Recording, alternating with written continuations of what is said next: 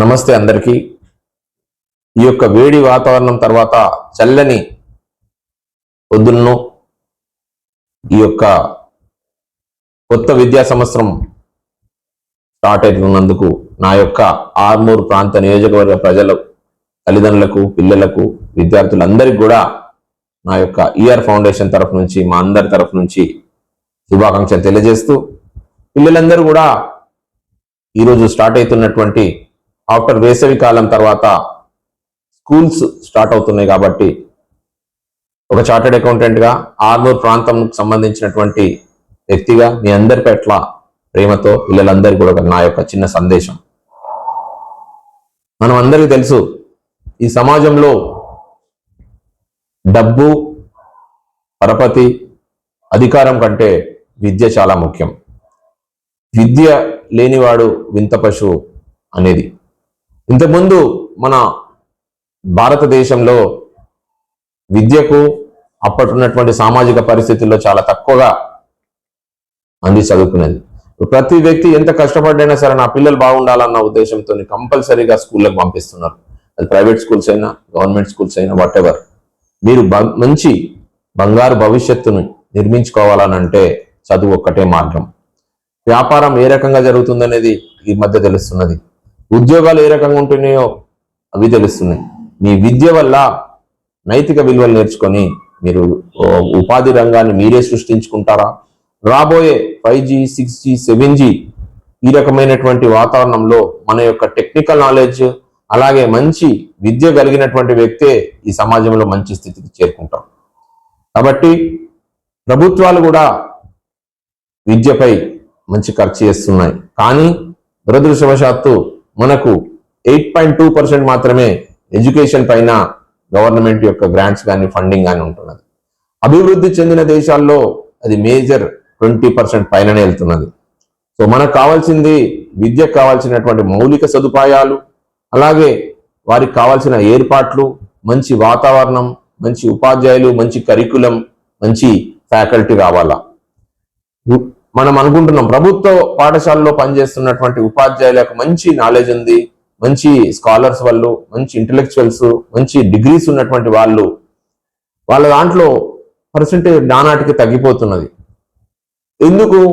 Government school అనేగానే ఒక చిన్నతనమో ఏహ్యభావమో కలుగుతున్నది. అలా చేయకుండా మనందరం కూడా గవర్నమెంట్ స్కూల్ నుంచి వచ్చిన వాళ్ళమే.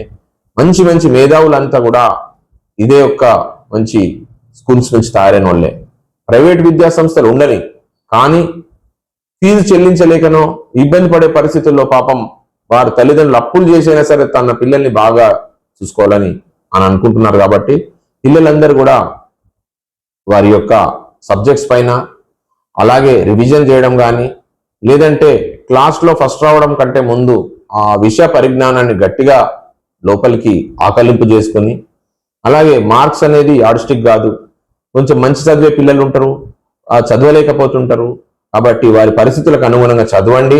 మీ తల్లిదండ్రులకు, సమాజానికి అండ్ మీకు కూడా మంచి పేరు తీసుకొచ్చే విద్యను గవర్నమెంట్కి సంబంధించినటువంటి స్కూల్స్ కానీ, ప్రైవేట్ విద్యా సంస్థల్లో కానీ గట్టిగా చదవండి.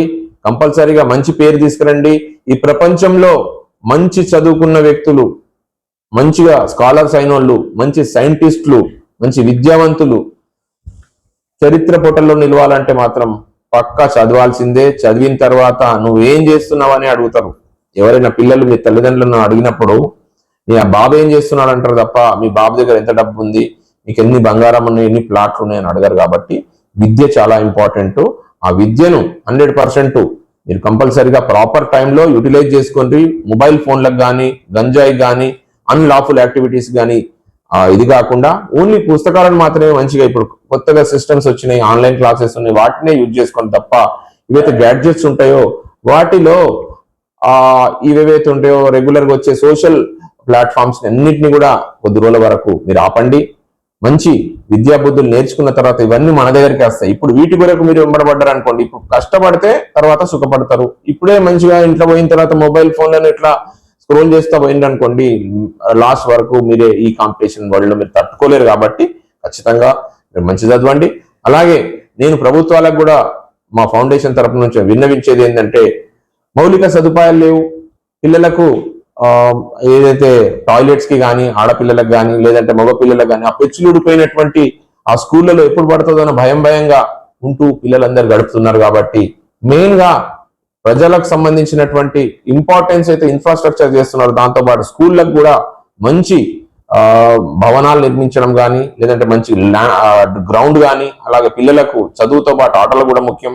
వాళ్ళు కూడా ఇలొకేషన్ కానీ కాంపిటేటివ్ ఎగ్జామ్స్ కి కానీ ప్రిపేర్ అయ్యే విధంగా టెక్నికల్ నాలెడ్జ్ నేర్పాలని చెప్పి నేను విద్యార్థులకు, అలాగే విద్యార్థుల యొక్క టీచర్లకు కూడా, అలాగే మేనేజ్మెంట్స్ కి కూడా నేను విన్నవిస్తూ, ఈ జీవితం ముందడుగు పడుతుంది. ఒక సంవత్సరం దాటి ఇంకో కొత్త దానిలో పోతున్నాం కాబట్టి మంచి భవిష్యత్తు నిర్మించుకొని మీ భావి భారత నిర్మాణానికి మీరే సారథులు. కాబట్టి 100% ఎఫర్ట్స్ పెట్టండి, మంచి రిజల్ట్స్ తీసుకురండి. ఆ రిజల్ట్స్ వల్ల మానసికమైనటువంటి సంతోషంతో పాటు మీ జీవితాన్ని బంగారుమయం చేసుకునే అవకాశం ఉంటుంది. కాబట్టి అందరి పిల్లలకు కూడా మంచి శుభాభినందన తెలియజేస్తున్నాను. All the best.